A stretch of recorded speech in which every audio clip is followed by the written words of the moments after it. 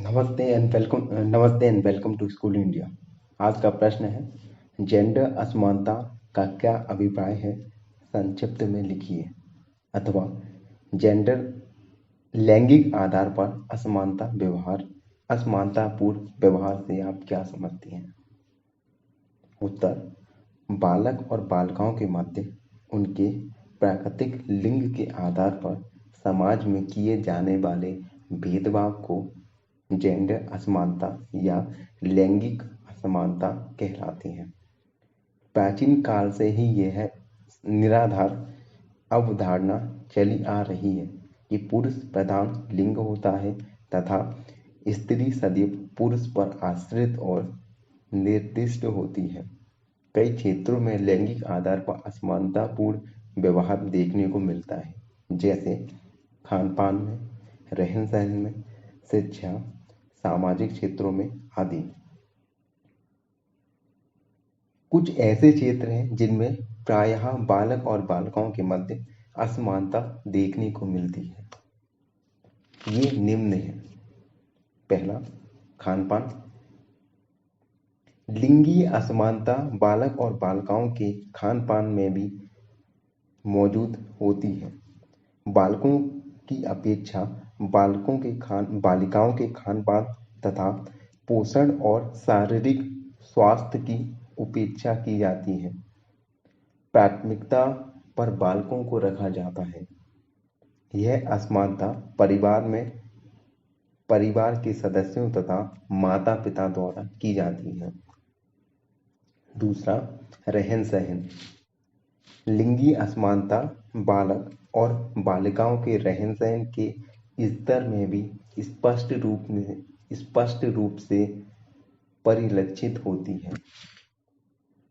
बालिकाओं हेतु समुचित वस्त्र, कक्षाओं की व्यवस्था न की जाकर सारी व्यवस्था और सुख सुविधाएं के केंद्र में बालकों को ही रखा जाता है।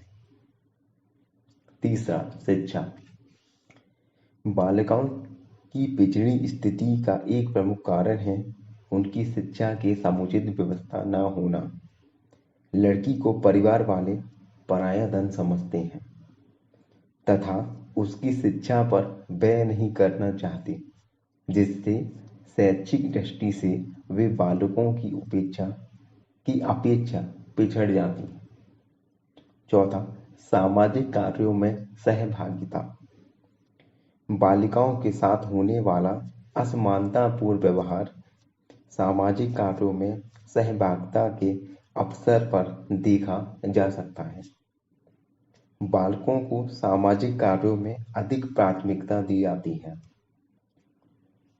वहीं बालिकाओं को इन क्रियाकलापों से दूर रखा जाता है, क्योंकि स्त्रियों को घरेलू कार्यों से ही योग्य समझा जाता है।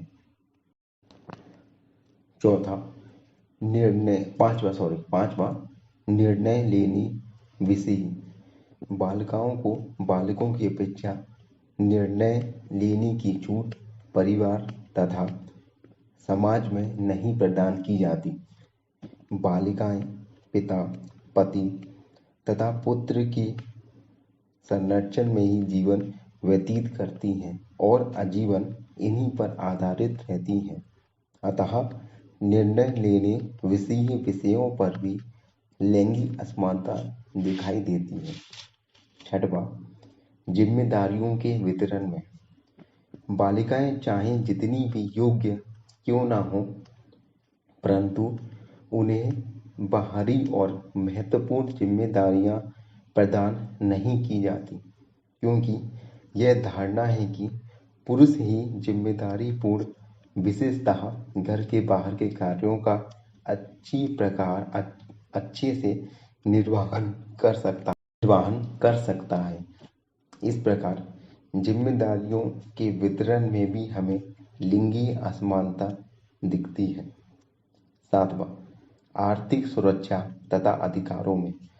बालिकाओं को आर्थिक सुरक्षा और अधिकारों में भी असमानतापूर्ण व्यवहार का सामना करना पड़ता है। पितृसत्तात्मक भारतीय व्यवस्था में स्त्रियों को पिता तथा ससुर दोनों ही स्थानों पर आर्थिक संपत्ति का अधिकार प्रदान नहीं किया जाता। भले ही उत्तराधिकारी अधिनियम द्वारा प्रावधान किया गया है, परंतु वास्तविक स्थिति तो यह है कि वे सदैव अपने अधिकारों और आर्थिक हितों के लिए पुरुष पर निर्भर रहती हैं। ऐसी स्थिति में लिंगी असमानता और भी बढ़ती जाती है। 8वां, धार्मिक कार्यों में। धार्मिक क्रियाकलापों में पुत्रों की ही द्वारा इनका संपादन किए जाने से बालिकाएं इस दृष्टि से भी असमानतापूर्ण व्यवहार को सहन करती हैं। पिंडदान, मुखांजलि, श्राद्ध इत्यादि कार्यों में पुत्रों के ही महत्व दिए जाने से लिंगी असमानता में वृद्धि होती है। इस प्रकार चुनौतीपूर्ण लिंग की असमानता से तात्पर्य ऐसे लिंगों से है जिनको आज भी समानता और स्वतंत्रता तथा अधिकार प्राप्त नहीं है और उनके साथ दोयाम दर्जे का व्यवहार किया जाता है या किया